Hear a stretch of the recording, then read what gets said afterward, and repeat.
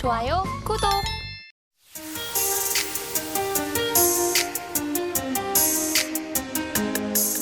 오늘 수소 관련해서도 오랜만에 상승 흐름이 앞서서 말씀해 주신 것처럼 나타나고 있습니다. 조금 더 긴 관점으로 바라봐야 된다라고 이제 이사님께서 정리를 해주셨는데 오늘의 상승 흐름에 대해서 보유자분들은 대응 전략 그러면 계속 보유하는 관점을 짜보면 괜찮을까요, 이사님?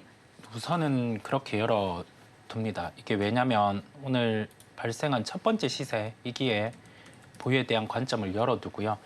이 AI가 촉발한 전력 소비 같은 경우가 신재생 에너지까지 기존에 뭐 여파가 펼칠 수 있음을 예견이 되었었는데 오늘은 우리나라 주가로 또 반영을 하는 것 같아요.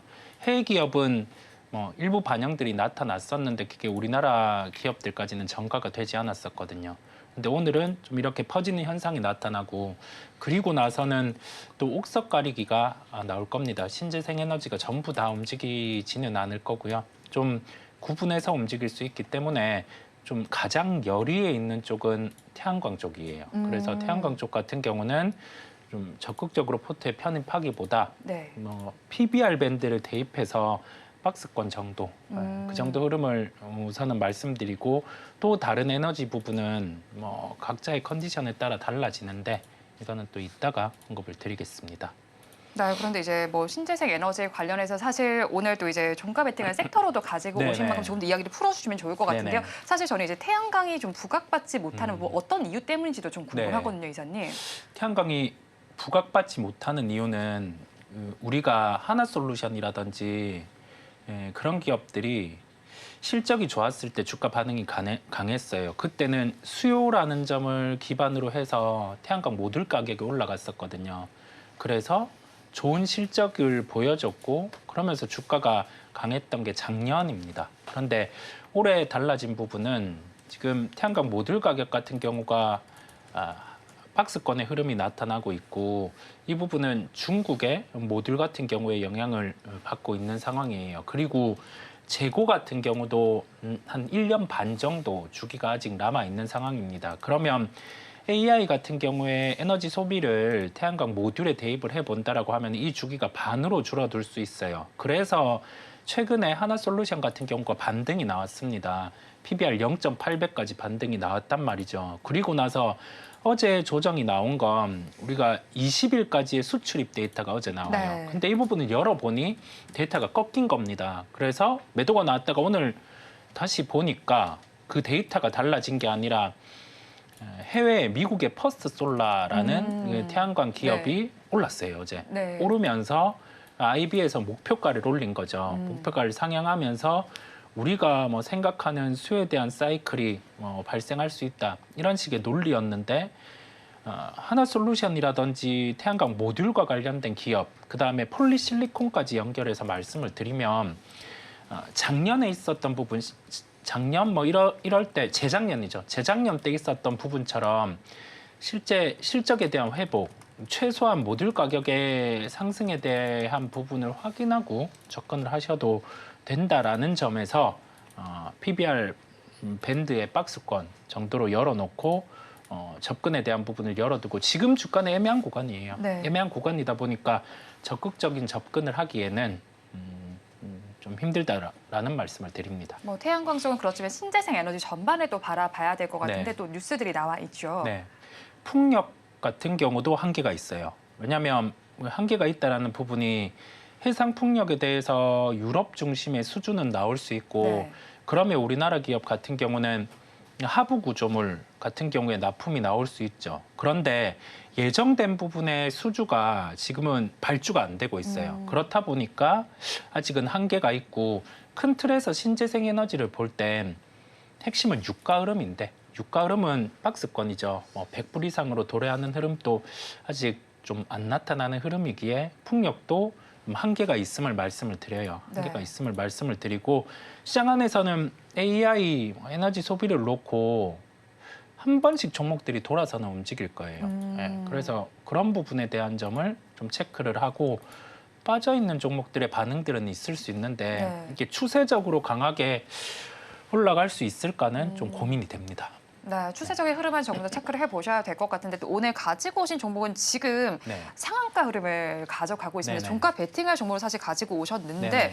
저 지금 지점이 사실 이제 분할 이후에는 처음으로 이제 신고가를 경신한 흐름인 만큼 네. 부담스럽지는 않을까 하는 생각이 들기도 하는데 이사님 의견은 좀 다르신 것 같습니다. 이 또한 시세가 나버렸다 보니까 네. 그런 부분이 있는데요.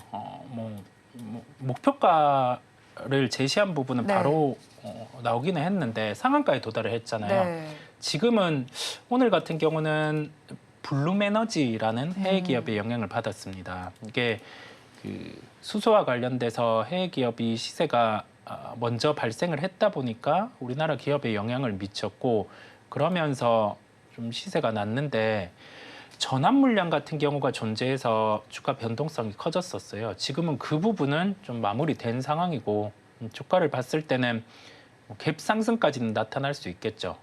지금 거래된 시가총액이 8,500억 정도인데 한 9천억대 후반까지는 좀 상승을 할 수 있어요. 그러면 이 부분을 대입해 보면 한 20% 정도 내로는 좀 올라갈 수 있는 부분이 존재를 하거든요. 네. 그래서 그 정도는 감안을 하시면 되겠습니다. 네, 가격 전략에 대해서는 일단은 뭐 20% 정도 올라갈 전략까지는 한번 찾아보자라고 정리해 주셨고 그러면 저희 손절을 어느 정도에서 해보면 좋을까요? 손절 같은 경우는 또 좀 가격 조정을 해야 될 것 같아요. 워낙 시세 같은 경우가 변동이 있었기 때문에 손절 같은 경우도 오늘 시가 기준 네. 26,500원 이 가격대를 대입해서 보시면 되겠습니다. 네, 손절 라인까지 가격 전략 한번 들어봤습니다. 자, 그리고 오늘 이사님께서도 사실 오랜만에 상승한 섹터 바로 수소 섹터에서 오늘 가지고 오지 않으셨으니까 네. 수소와 관련된 이야기 조금 더 들어보고 싶은데요. 수소에 관련된 얘기 같은 경우는 앞으로 이제 아시겠지만은 뭐 부생수소라든지 그리고 네. 계질 방식 수소 생산 방식이라든지 그리고 5천연 수소 이런 쪽이 진행이 될 건데 그거 떠나서 아까 조금 전에도 말씀드렸지만 AI가 다 끄집어내는 것 같아요. 그러니까 어쨌든 AI를 진행하게 되면은 이 데이터 센터를 지어야 되고 그 데이터 센터를 짓게 되면서 전력이 많이 소모가 될 건데 그와 관련돼 가지고 픽이 됐던 섹터가 원자력이었는데 원자력에서 이제 모든 에너지 다 가는 것 같아요. 그러니까 풍력이란지 태양광이란지 그리고 수소 연료 전지까지 다 가는 것 같아요. 어찌 보면은 그 그린 뉴딜 이게 어떤 리바이벌 같은 그런 느낌이 들어요. 뭐 수소 쪽 같은 경우는 아직까지 상용화 되려면 시간이 좀 많이 걸릴 겁니다. 그리고 또 중요한 건 이 석유화학 단지에서 뽑아내고 있는 부생수소 방식이라든지 그리고 지난번에 말씀드린 한선 엔지니어링을 말씀드릴 때 이 천연가스에서 수소를 뽑아내는 계지 방식이라든지 아직 단가가 너무 비싸요. 너무 비싼 상황들이 있기 때문에 수소가 상용화 되기에는 아직까지 쉽지 않은 부분들이 분명히 있습니다. 그런데 중요한 건 시장에서 그런 걸 생각하지 않습니다. 그리고 오늘 저도 이제 두산 퓨얼스 종목 미리 말씀드릴게요. 네. 두산 퓨얼스 준비하게 되면서 섹터 수소를 준비를 했는데 일단 어쨌든 테마가 미국과 연동이 되고 있다는 거. 엔비디아 때문에 HBM 관련된 섹터들이 강세를 보인 것처럼 조금 전에 이제 이사님도 말씀하셨지만은 블룸에너지 이게 급등을 하게 되면서 오늘 수소가 같이 움직인 거거든요. 그러니까 테마 어떤 그 이슈의 연관성이 될까요? 동조화가 될까요? 이런 거에서 현재 움직이고 있는 부분들이 있어요. 과연 만약에 이 블룸에너지라는 종목이 강세를 안 보였다라면은 오늘 저도 준비한 내용이 현대차 같은 경우에 북미 수소 물류 운송 밸류체인 확장 뭐 이런 부분들이 있고요. 그러면서 수소 모빌리티 밸류체인의 어떤 구축 이런 것도 있을 수도 있거든요. 그 두산 바켓 같은 경우는 이제 두산 바켓이 아니죠. 두산 퓨어셀 같은 경우는 미국 자회사를 통해 가지고 이 두산 바켓 쪽으로 이 고정이 연료전지 이걸 또 공급하는 이슈가 있는데. 오늘 만약에 미국 쪽에서 수소 이슈가 안 났다라면 제가 봤을 때 이런 것도 전혀 시장에 주목을 안 했다라고 봅니다. 근데 미국 쪽에서 공교롭게도 이런 이슈가 나오게 되면서 그러니까 결국 AI가 수소까지 연결고리를 계속해서 만들어 나가는 것 같아요. 그래서 그걸로 인해서 나오는 부분들이기 때문에 지금은 어쨌든 뭐 퍼스트 무버로서 현대차가 수소 전기 트럭이라는 이런 사업들을 진행하고 있지만은 결국 이게 수소 로 인해 가는 게 아니라 결국 수소에서 전기를 만들게 되고 이 전기에서 연료전지를 통해서 가는 거기 때문에 아직까지 수소가 갈 길은 상당히 좀 멀다고 생각하고 있습니다. 그리고 다시 말씀드리지만은 이 수소 같은 경우는 생산 방식이 아직까지 단가가 너무나 비싼 상황들이고 그리고 또 중요한 건 뭐냐면요. 부생수소 방식하고 계질 방식이 있잖아요. 이걸로 수소를 뽑아내게 되면은 수소가 1이라면 이산화탄소가 5, 10이 나와요. 그러면 탄소 순위가 전혀 안 맞거든요. 수소 같은 게 지금 방식은. 그렇기 때문에 지금 수소가 강세를 보이는 것은 어찌 보면 수소가 가지고 있는 미래 가치 가지고는 설명이 전혀 안 됩니다. 전혀 안 되고 어찌 보면 그 AI로 비롯된 어떤 테마 연속성, 섹터 연속성, 연결고리 이런 걸로 해서 보시는 게 일단 맞다라고 좀 봐져요. 그러다 보니까 수석 같은 경우는 지금은 본질적인 어떤 그 업황에 대한 어떤 뭐라 될까요? 이 가치라든가 이런 것들은 생각 안 하셔도 될 것 같아요. 일례로 하나 예를 들게 되면 또 HLB 얘기를 말씀해서 정말 죄송한데 HLB도 이전에도 말씀했지만은 리버스 에너지 어떤 간암 임상 이제 품목화가죠. 품목화가에 대해가 되고 안 되고 관심 없어요. 그걸로 인해 가지고 주가를 띄우고 안 띄우고 그게 중요한 거죠. 그러니까 이것도 수도 좀 마찬가지라고 봐요. 뭐 물론 이제 대규모 어떤 전력이 필요하다 보니까 그거를 보충하기 위해서 수소 연료 전지까지 관심을 가지게 되고 거기에 대해서 두산 퓨얼셀 같은 경우는 연료 전지 관련돼 가지고 상당히 기술력이 있는 건 사실이거든요. 그런 부분이 있긴 하지만 그걸로 오늘 두산 퓨얼셀이 과연 가는 게 맞을까요? 그건 아니거든요. 그렇기 때문에 거기까지는 연결고리를 안 가지시고 최근에 시장의 특징이 뭘까요? 순환매, 업종 순환매, 테마 순환매 계속 빠르게 돌잖아요. 그러다 보니까 새롭게 제가 그 방송 초반에 시장에서 말씀을 드렸듯이 정말 오랜만에 이제 중기 소비자가 부각이 됐던 것처럼 수소도 그런 맥락에서 저는 보는 게 맞다라고 생각을 합니다. 그러다 보니까 예전에 말씀했던 그 한산 엔지니어링처럼 네. 지금 어쨌든 대량 거래가 실려주게 되면서 시세가 나왔고 이 시세의 어떤 단계적 연속성에 대해서 대응을 하시는 게 일단 맞다라는 말씀을 좀 드리고 싶네요. 네, 두산 퓨얼셀 가지고 오신 만큼 그럼 가격 전략도 한번 들어볼까요? 가격 전략은 목표가는 29,000원이고요. 그리고 손절가는 22,000원입니다. 그래서 지금 제가 이 종목을 드릴 때가 네. 14%, 15% 정도 상승이었거든요. 그래서 손절가 가격은 22,000원에서 한 23,000원 정도 좀 올리시는 게 좋을 것 같아요. 좋을 것 같다라고 말씀드리고 싶고 지금 자막에는 22,000원이 나오고 있지만은 네. 일단 목표가는 그대로 유지를 하고 손절가만 23,000원으로 조금만 올리도록 그렇죠. 할게요. 시세가 좀 나온 만큼 변경을 하시는 거죠. 그리고 네. 말씀해주신 한선 엔지니어링도 사실 좀 여쭤보고 싶은 게 오늘 상한가 흐름 보여주고 있잖아요. 사실 그때 제시해주신 가격보다는 좀 갭이 나는 상황인데 자 그러면 일단 그때 이제 말씀해주실 때 사실 보유하신 분들께서는 수익이 나니까 일단 축하를 드리지만 네네. 지금 지점에서 혹시라도 관심을 가지신다면 어떻게 대응 전략 잡을까요? 지금은 가지는 게 아니죠. 그러니까 그때 말씀드렸을 때 가지는 게 맞아요. 그러면 어찌 보면 두산 퓨얼셀이 나중에 관심 가지는 게 아니라 지금 관심 가지는 게 그래서 맞다라는 결론이 나올 수가 있는 거죠.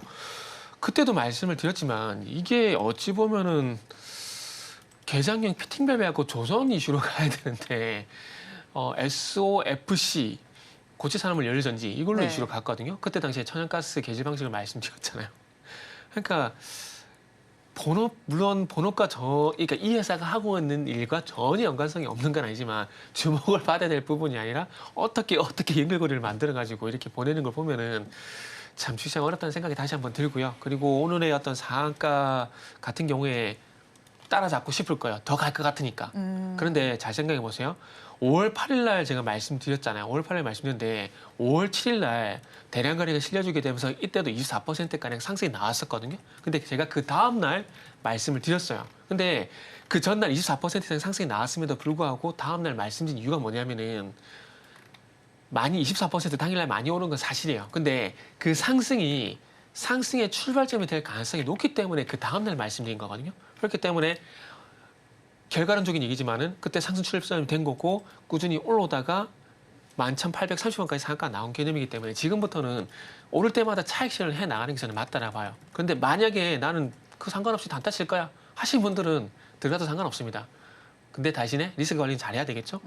그래서 이거는 어쨌든 결론적으로 보유자의 영역이기 때문에 요거는 보내는 게 맞다라고 생각이 들고 한산 엔지니어였던 사례를 봤을 때 두산 퓨얼셀을 보시는 게 차라리 네. 낫다라고 생각이 들고 어찌 보면 이제 이사님 갖고 오신 SK 이터닉스가 더 나을 네. 수도 있다는 말씀드릴게요. 네, 저희가 이제 방송에서 전해드릴 때 그 시점에서 바라보자 이런 네, 그렇죠. 말씀이신 거죠. 네.